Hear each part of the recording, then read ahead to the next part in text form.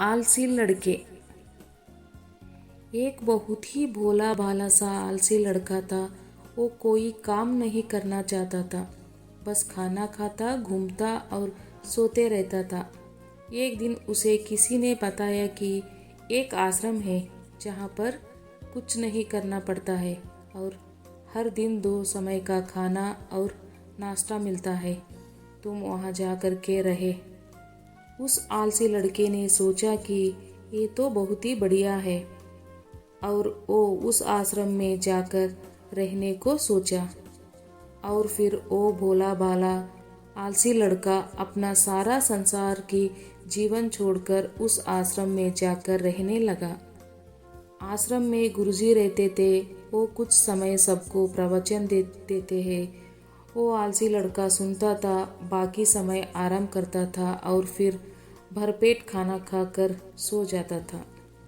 ऐसे ही उस लड़के का दिन गुजरता गया। एक दिन उस आश्रम में कुछ भी नहीं बना, नाश्ते में कुछ नहीं मिला। उसने सोचा नाश्ता नहीं मिला, भोजन तो मिलेगा। अब भोजन के समय भी उसे भोजन नहीं मिला।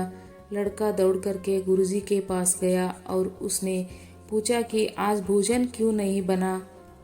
गुरुजी ने कहा कि बेटा आज एकादशी है और जितने भी आश्रम के सदस्य है उसका उपवास है और तुम्हारा भी आज उपवास है, आज भोजन नहीं बनेगा। वो लड़का आलसी था और उसे भूख भी बहुत लगा था। उसने गुरुजी से बोला कि मैं उपवास नहीं रखूँगा, मुझे भूख लगी है, मैं खाना खाऊंगा। गुरुजी ने बोला ठीक है, जाओ भंडारे से सामान लेकर के आओ और आश्रम में नहीं बाहर ले जा कर के बना ले, लेकिन याद रखना भोजन बनाने के बाद सबसे पहले भोग भगवान को लगाना और फिर तुम प्रसाद पाना। वो लड़का बोला ठीक है और फिर अनाज लेकर नदी के किनारे पहुंचा। भोजन पकाने लगा, तैयार हुआ।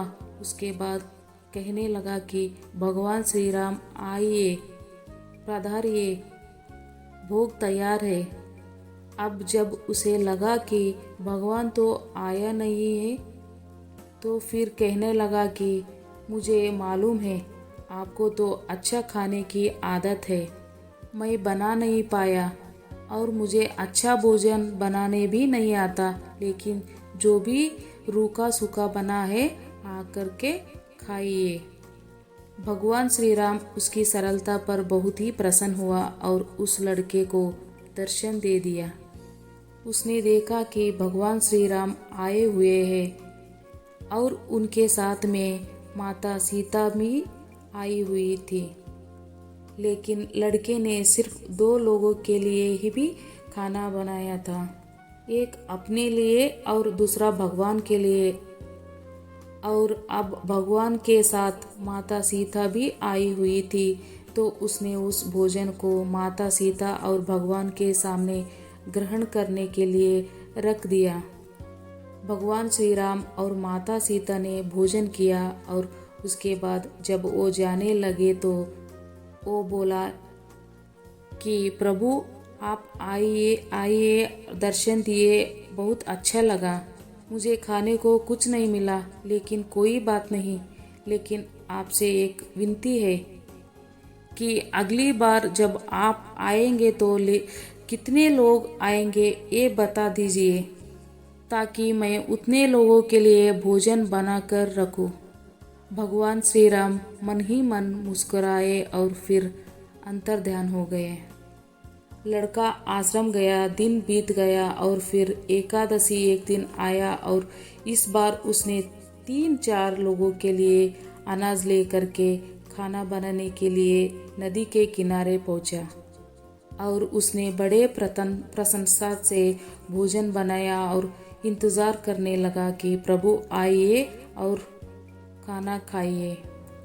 इस बार लड़का देखता है कि भगवान श्री राम पूरा राम दरबार लेकर के आए हैं, जैसे माता सीता, लक्ष्मण, भरत, हनुमान जी और सभी लोग आए हैं। लड़के ने 3-4 लोगों का भोजन बनाया था और इस बार भी भोजन कम पड़ गया।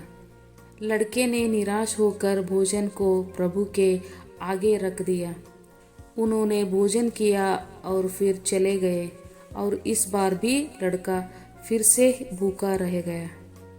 अब लड़का फिर आश्रम गया। दिन बीतता गया और फिर एकादशी एक दिन आया और इस बार गुरुजी से कहने लगा कि गुरुजी, मुझे इस बार थोड़ा ज़्यादा अनाज चाहिए।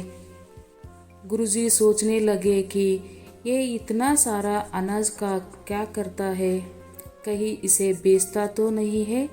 फिर उन्होंने कहा कि ठीक है, भूख से परेशान रहता है। लड़के ने कहा कि नहीं गुरुजी, नहीं गुरुजी, मैं भूख से परेशान नहीं रहता हूँ।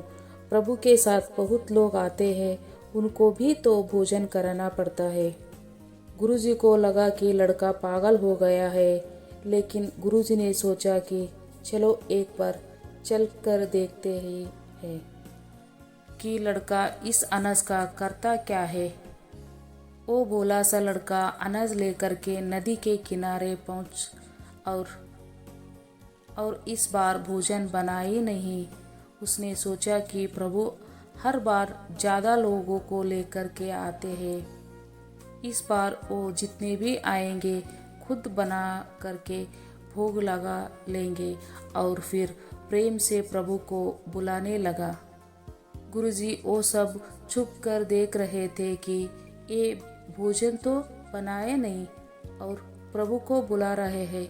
लेकिन लड़के ने देखा कि इस बार प्रभु के साथ बहुत से लोग आए हुए हैं, तो उसने प्रभु के सामने हाथ जोड़ा, कहा कि प्रभु माफ़ करना, आप बहुत सारे लोग आते हैं, मुझे पता नहीं होते हैं और मेरे हिम्मत भी नहीं होती है कि इतने सारे लोगों के लिए भोजन बनाऊं। आप स्वयं आइए, बनाइए, खाइए और भोग लगाइए। प्रभु मुस्कुराते हैं और अपने साथ आए सभी लोगों के साथ मिलकर के भोजन बनाते हैं। गुरुजी ये सब छुप करके देखते हैं और फिर लड़के के पास आकर के कहते हैं कि तुम ये क्या कर रहे हैं।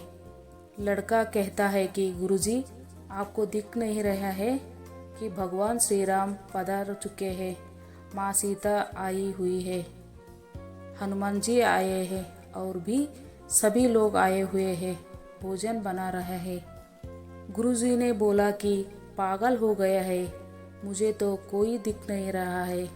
लड़का गुस्से हो गया और बोला, प्रभु आप ये क्या कर रहे हो। एक तो मुझे भूखा रखा है और गुरुजी को दर्शन नहीं दे रहे हैं, जो मुझे पागल समझ रहे हैं। कृपा करके गुरुजी को दिख जाइए। भगवान बोले, नहीं, मैं इन्हें नहीं दिख सकता। लड़का बोला, क्यों नहीं दिख सकते, मेरे गुरुजी तो बहुत महान है, बहुत बड़े ज्ञानी है और नाता है। भगवान बोले, हाँ ज्ञानी और नाता होंगे, लेकिन तुम्हारी तरह सरल नहीं है। जो सरलता तुम में है वो तुम्हारे गुरुजी में नहीं है। लड़के ने ये बात गुरुजी से कहा कि भगवान श्री राम कह रहे हैं कि आप में सरलता नहीं है, आप मेरे तरह सरल नहीं है, इसलिए आपको नहीं दिख सकते। गुरुजी की आंखें नम हो गई और रोने लगे और बोले कि बिल्कुल सही कहा है, मेरे अंदर तुम्हारे जितना सरलता नहीं है। और फिर माफ़ी मांगने लगे। फिर भगवान ने गुरुजी को भी दर्शन दिया। ये कहानी हमें सिखाती है कि जीवन में सरलता सबसे आवश्यक है। जितने सरल बनेंगे उतना जीवन में आगे बढ़ते चले जाएंगे। जब आप सरल होते हैं तो आप खुद भी मुस्कुराते हैं और दूसरों को भी मुस्कुराने की वजह देते हैं।